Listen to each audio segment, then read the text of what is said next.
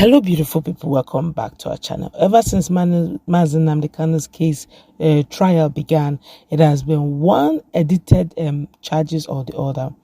But the latest one, which a lot of Nigerians have been reacting to, some call it facetious, others call it comic relief, others said it is plain truth.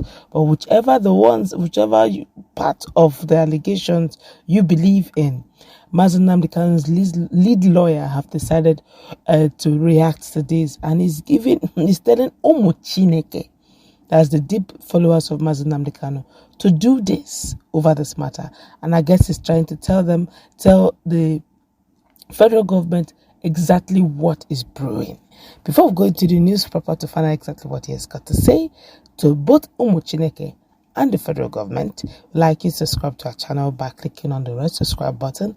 Beside it, you see bell notification icon. Please go ahead, click on it to get notified as soon as we update our channel on YouTube. Okay, let's start with what Nnamdi Kanu's lead lawyer has got to say. I quote him: "Happy Sabbath day, UmuChineke. There is no cause for alarm. Umuchukwu okike abịama. Do not panic at all. I may not wish to dignify the trending falsehood by directly responding to it, but it is a bad strategy already dead on arrival. We saw it coming. After a robust outing of the 21st October and strong objection raised to the empty charge, the narratives changed. Note that the media has been awash with this false narrative right from the very first day our client was extraordinarily renditioned to Nigeria, even before the 7-count amended charge was filed twice. The 7-count charge was amended twice upon being served with a preliminary objection. Remember that the facts they substantially relied upon in their purported amended charge dwelt much on this speculation, as you saw in their press statement. In all, I implore you all to remain calm, peaceful, and focused. Your eyes should always be on the ball, because we will demystify them only in the law court. They cannot place something on nothing and expect it to stand. It must fail woefully. Please note that your prayers has been impacting so much. It cannot be taken for granted at all. Please do not relent, UmuChineke. We believe in the ability of this honorable court to do justice to all manner of men, and that justice must not only be done in our case, but shall manifestly be seen to have been done. Ignore the media propaganda, please, because Onyendo Mazi Nnamdi Kanu has not committed any offense known to law. Has also not committed any offense known to law. He is a political prisoner and shall be out soon. Our formidable legal team will leave no stone unturned to see it happen soon. Henceforth, no hearing will be conducted in our client's case without media present.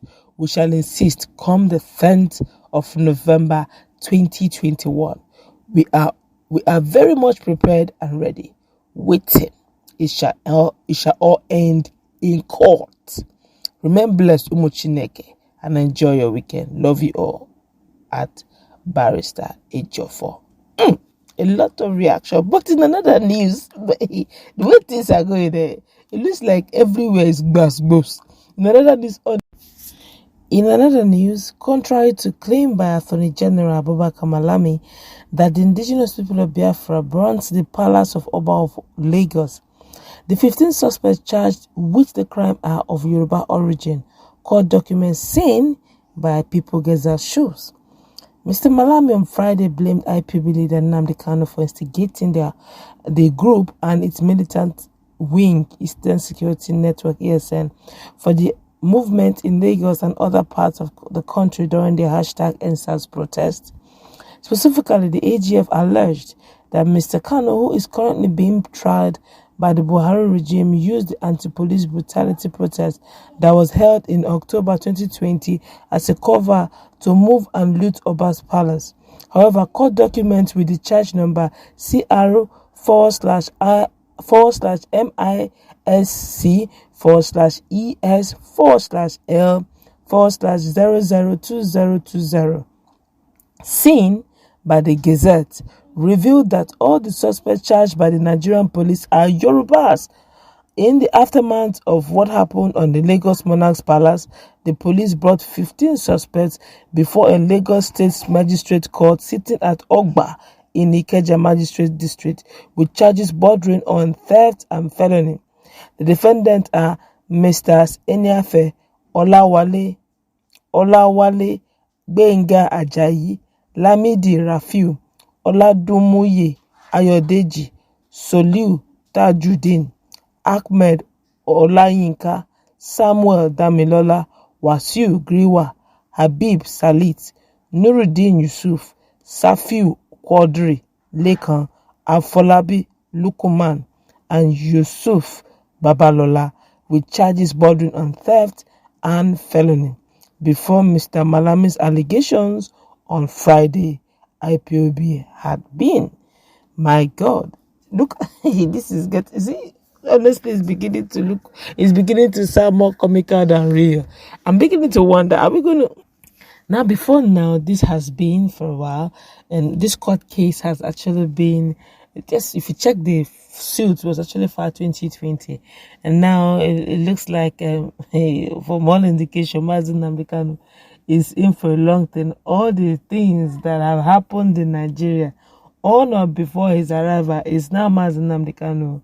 Well, according to Ejiofor, Ifeanyi Ejiofor, the late counsel of Nnamdi Kanu, they're actually ready for the legal fireworks, and obviously he has his team, and his legal team are telling the supporters of Nnamdi Kanu, it gives them a special name, UmuChineke. Literally means the children of God, and it's saying, "Look, Chukwu Kikabiama is on the throne. Don't disturb yourself. Be calm.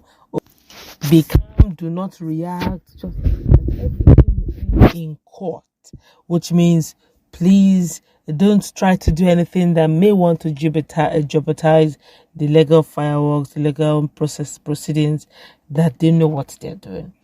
Now, even a lot of Nigerians have also reacted that they're like, NSAS, people who are already tired of bad governance, which one concern Nnamdi Kanu, concern NSAS? Even Nnamdi Kanu has been doing his thing, okay, but NSAS was simply born out of the fact that Nigerians were tired of the illegalities and the things that are happening in the security system of Nigeria. Some of them where sometimes you go out, you see some of the security personnel asking you to bring your phone, and they want to search what, invading people's privacy, which is not allowed. You profile people simply because they make their hair and they are criminals. You just call them criminals. In as much as there's no freedom of expression of how you want to look. And in as much as to fly your shirt, or you look good too much, you are looking good too much, is a crime. These are bad profiling, that led to that NSAS issue. So I do not think, but then let's see how it plays out. Already, the legal luminary of Nnamdi Kanu is saying they're just waiting for November 10. Let this whole thing begin.